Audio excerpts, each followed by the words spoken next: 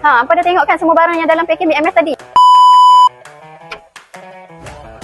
Ramai yang tanya Zila, kalau nak ambil bahan elektrik, yang mana satu pilihan yang paling berbaloi? Kalau nak beli asing-asing, mahal kan? Tapi kalau ambil paket Mi MH ni, memang cukup berbaloi tau. Hari ni Zila nak sharing dekat hampa 4 barang yang elektrik yang wajib ada dalam rumah hampa. Dan kenapa hampa perlu pilih yang ni saja? Tapi hampa sebelum tu jangan lupa like, share dan repost video ni tau, supaya lebih ramai lagi yang tahu tentang paket Mi MH ni. Kalau hampa nak tahu, salah satu barang yang ada dalam paket Mi MH ni, macam TV ni lah. Yang ni TV Skyward 4K Google TV. Kalau TV biasa, kalau hampa tengok kan gambar pecah-pecah, memang tak best lah kan nak tengok. Tapi dengan TV Skyward ni, dia ada 4K Ultra HD dah tau. Dan dia juga ada Google TV built-in dah. Maksudnya hampa nak buka Netflix ke, YouTube ke, dengan sekali tekan je lah. Barang kedua ni, memang mok-mok memang cukup suka lah.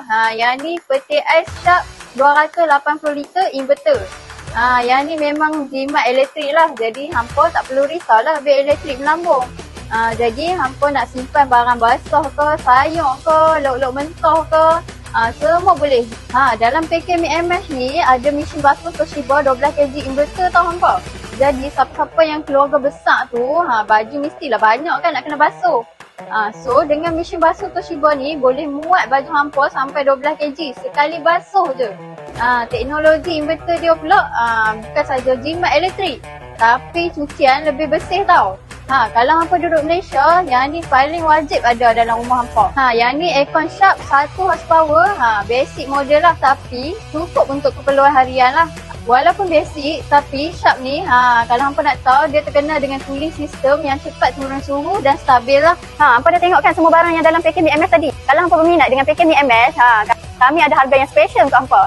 2 barang hanya serendah 199 saja. Kalau hampa nak pilih 3 barang pun boleh tau. Kalau 3 barang hanya serendah 289 saja.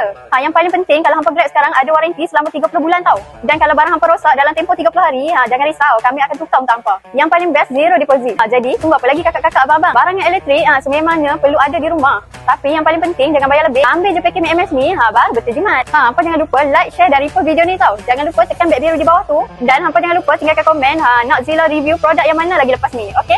Bye!